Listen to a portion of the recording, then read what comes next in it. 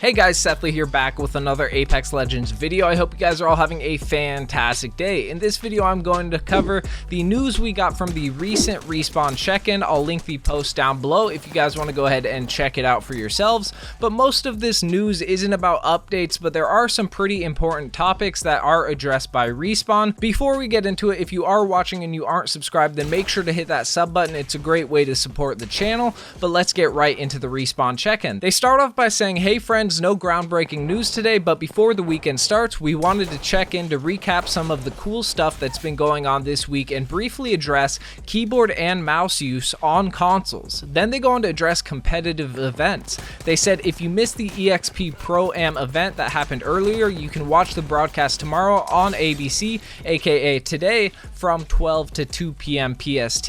After that, they made an announcement revealing the teams for the EXP Invitational that will be held at the X Games Minneapolis on August 2nd and August 3rd. The competition features 20 squads that will compete across 12 matches with a total prize pool of $150,000. I'll show the roster of competing teams on screen right now, and I'm sure you guys will recognize a lot of names, but Respawn also said that more events are on the way and they will start to do dedicated posts for announcements on future tournaments so we know when and where to watch. After that, they talked about how they teamed up with Hacksmith to build a real-life version of the interceptor pylon that Watson uses. It looks really cool, but I'll show it on screen for you guys right now. And the next topic they address is their Respawn artists. Jay Fresh, a Respawn community manager, said, personally, I really look forward to getting updates from the artists during development, as it's often the first time we start to see what a map, character, etc. will look like, or he will be surprised by some of the awesome things they have thought of. When new content comes out in the game, artists will often post the work they did, and it's a great way to see concepts of things in the live game and high-res skins or weapons they worked on. Then they show off some of the concept arts from their artists. I'll show them on screen right now. There's one for Caustic, one for Market, and a concept art for the supply ship. They all look great, but the Caustic art stands out to me because Jay Fresh said that he looks forward to getting updates from artists during development, as it's often the first time they start to see what a map or character will look like. This makes me think that the use of the snowy weather in the Caustic art could be a hint to a future update,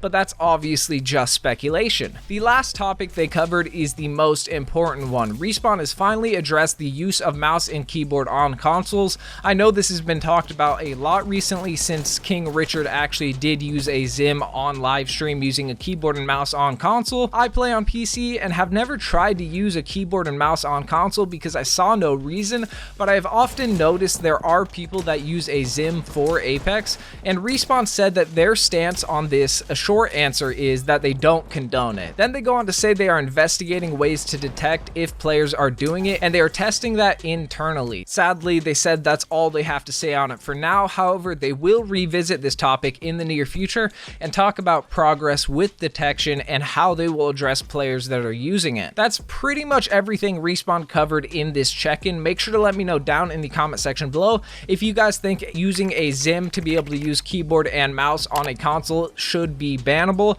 I say this because personally I think it shouldn't be allowed for players to use keyboard and mouse against controller players. However, I do think that if someone uses a Zim because they don't have a PC, then they should just have to play against other keyboard and mouse users and not controller players, unless Respawn finally releases cross-platform and allows PC players to play with console players. I think it should definitely be allowed, but in that case I think PC players should only be able to play with controller players if they are partied with someone on a different platform and they're using a controller while they're using a PC or keyboard and mouse, and thus the entire lobby would be full of teams with players of different consoles on each team. But if you enjoyed the video, then make sure to hit that like button. It really does help me out a ton, and if you're new to the channel, make sure to hit that subscribe button and turn on the notification bell for daily Apex videos. Before I end the video, go follow my Twitter and Instagram. I'm going to be announcing some exciting stuff over there very soon, but that's all I got for this video. It's been your boy Sethly, and I'm out.